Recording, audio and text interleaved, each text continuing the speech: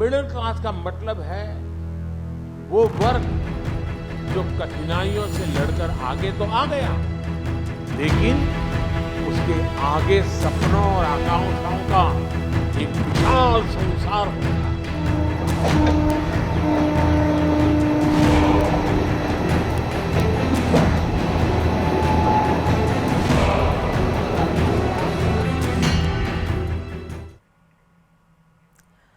हाशिए पर खड़े देश की महिलाएं, जिन्हें सहनशीलता का प्रतीक माना गया, आज बदलाव की सबसे बड़ी शक्ति बन चुकी हैं। बीते 11 वर्षों में एक ऐसी यात्रा की शुरुआत हुई है जिसमें नारी सिर्फ लाभार्थी नहीं, नीति निर्माणा की भागीदारी बन गई है। ये सिर्फ योजनाओं की कहानी नहीं है, ये उस बदलाव की गाथा है जिसने नारी शक्ति को भारत की अलग शक्ति बना दिया। इतिहास गवाह है उस दौर का जब महिलाएं सिर्फ घर की चौखट तक सीमित थी। आवाजें दबा दी जाती थीं, सपनों को समाज के दकियानुसी नियमों में बांध दिया जाता था।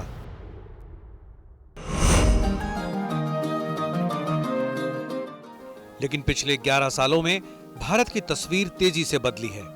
अब नारी सिर्फ सशक्त नहीं हुई है, वो अब नेतृत्व कर रही है। तबीयत ठीक है, हमारी तरफ से जरूर उनको प्रणाम करिए। तुम्हारी दोनों बहनें भी खेलती है ना। ये बदलाव किसी एक योजना का नहीं, बल्कि एक सोच, एक नजरिए और एक दृढ़ संकल्प का नतीजा है। और मैं मानता हूँ अब देश के बच्चे बच्चियां इस पर आकर्षित हो जाएंगे। शहरों की महिलाओं से लेकर गांव की महिलाओं तक, व्यवसाय में लगी हो या घर के कामों में व्यस्त, पिछले 10 वर्षों में सरकार ने उनके जीवन को सरल और सशक्त बनाने के लिए कई जरूरी कदम उठाए हैं। वो जो घर की दहलीज तक सीमित थी, आज रक्षा, विज्ञान और स्टार्टअप्स की कमान थामे हुए है। बेटी पढ़ाओ से महिला आरक्षण तक, ये दशक नारी शक्ति के पुनर्जागरण का दशक है। अब नारी सिर्फ सशक्त नहीं, निर्णायक भी है। ये मिशन शक्ति का ही कमाल है कि इन 11 सालों में महिलाओं के जीवन में अभूतपूर्व बदलाव आया है। नरेंद्र मोदी सरकार की इन्हीं कोशिशों की बदौलत सकारात्मक नतीजे भी साफ दिखाई देते हैं। लिंगानुपात में ऐतिहासिक सुधार। पहली बार जन्म के समय लिंगानुपात 1000 पुरुषों पर 1020 महिलाओं का दर्ज किया गया है। शिशु मृत्यु दर में गिरावट आई है और मातृ मृत्यु दर भी कम हुई है। 2011 से 2013 के बीच 1 लाख गर्भवती महिलाओं में 167 की जान चली जाती थी, लेकिन अब 2023 में ये आंकड़ा घटकर सिर्फ 80 रह गया है। यानी सरकार की महत्वाकांक्षी योजनाओं ने महिलाओं के जीवन पर सीधा और सटीक असर डाला है। महिलाओं को गरिमा से जीने का अधिकार देना मोदी सरकार की प्राथमिकताओं में शामिल रहा है। माटी का चूल्हा, लीपना पोतना, ऊपर से धुआं, गैस कनेक्शन की खबर सुनते ही अब इनके घर में सभी बहुत ही खुश हैं। उज्ज्वला योजना के तहत मुफ्त गैस सिलेंडरों ने करोड़ों महिलाओं को धुएं से मुक्त रसोई का तोहफा दिया। स्वच्छ भारत मिशन की बदौलत आज करोड़ों महिलाओं को अपने घर में शौचालय की सुविधा मिली है, जिससे उनका सम्मान और सुरक्षा दोनों हासिल हुए हैं। और जल जीवन मिशन ने उन्हें उस पीड़ा से आजादी दिलाई है जब पानी के लिए मीलों पैदल चलना उनकी मजबूरी हुआ करती थी। लेकिन महिलाओं का सशक्तिकरण सामाजिक ही नहीं, आर्थिक भी जरूरी है। इस दिशा में मोदी सरकार ने एक नया इतिहास रचा है। चाहे पुलिस बल में महिलाओं की बढ़ती भागीदारी हो, खेलों में बेटियों द्वारा देश का नाम रोशन करना, या फिर स्टेम यानी विज्ञान, प्रौद्योगिकी, इंजीनियरिंग और गणित जैसे क्षेत्रों में बढ़ता महिला नामांकन, हर क्षेत्र में महिलाओं की मौजूदगी देश के लिए प्रेरणा का सबब बन रही है। जहां पहले की योजनाएं केवल दिखावे तक सीमित थीं, लेकिन इन 11 वर्षों में महिलाएं वास्तविक विकास की भागीदार बन चुकी हैं। अब बात महिला विकास की नहीं, बल्कि महिला नेतृत्व वाले विकास की हो रही है। ऑपरेशन सिंदूर हमारी नारी शक्ति के सामर्थ्य का भी प्रतीक बना है। कमांड एंड कंट्रोल सेंटर से लेकर स्कूल से लेकर युद्ध के मैदान तक फीमेल ऑफिसर अपनी जांबाजी दिखा रही है।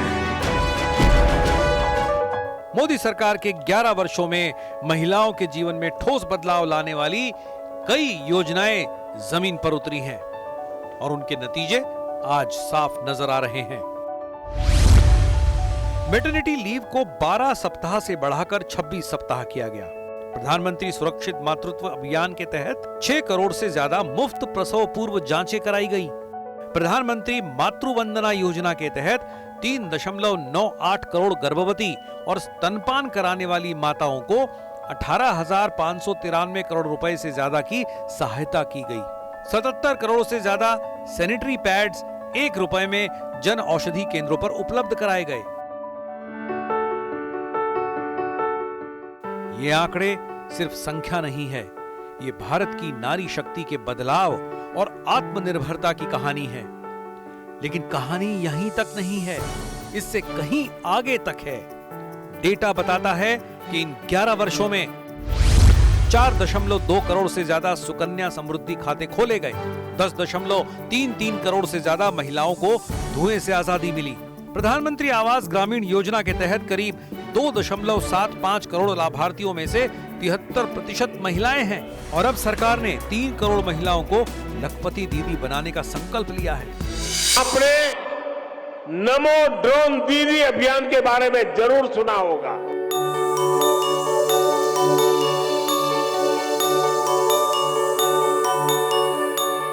ये ड्रोन से जो हम स्प्रे कर रहे हैं सर, इससे किसान को बहुत ज्यादा फायदा हो रहा है। हमारा किसान बहुत खुश है सर, क्योंकि सर उसका जो वो काम 2 घंटे में कर पाता था खेतों में स्प्रे टंकी टांग के, और जो लेबर का कॉस्ट होता था सर, उसका काम इसने बहुत हल्का कर दिया है। एक तो किसान के समय की बचत हो गई है, दूसरा उसका लेबर का कॉस्ट भी घट गया है सर। आपको अपना बताइए कि आप कैसे उसको शुरू किया, कैसे आपका परिचय आया, कितने समय में सीखी और अभी कितना काम मिल रहा है आपको?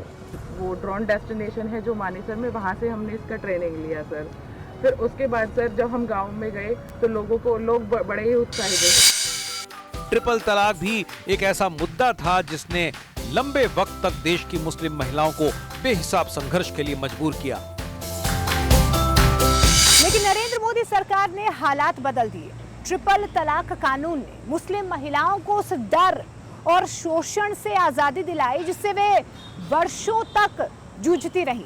अब हर मुस्लिम महिला अपने हक और सम्मान के साथ जी सकती है, खुलकर, बेखौफ। आज 3 तलाक के खिलाफ न सिर्फ कानून बन चुका है, बल्कि ये हजारों मुस्लिम बहनों की जिंदगी भी बचा रहा है। अनुच्छेद 35A के हटने से अब जम्मू कश्मीर की महिलाएं भी उन अधिकारों की हकदार बन चुकी हैं जिनसे उन्हें दशकों तक वंचित रखा गया। अब वहां की बेटियां भी संपत्ति, पहचान और निर्णय लेने में बराबरी के साथ खड़ी हैं। कभी ग्रामीण और अर्ध शहरी इलाकों की महिलाएं दिन का बड़ा हिस्सा पानी भरने, लकड़ी लाने और खुले में शौच जैसे कामों में गंवा देती थी। लेकिन बीते 11 साल में दुश्वारियों का ये दौर भी खत्म हुआ है। इसे ऐसे समझा जा सकता है कि आज देश में 15.6 करोड़ से ज्यादा घरों तक नल से जल पहुंचाया जा चुका है। 10.33 करोड़ से ज्यादा उज्ज्वला गैस कनेक्शन ने करोड़ों महिलाओं को धुएं से राहत दी है।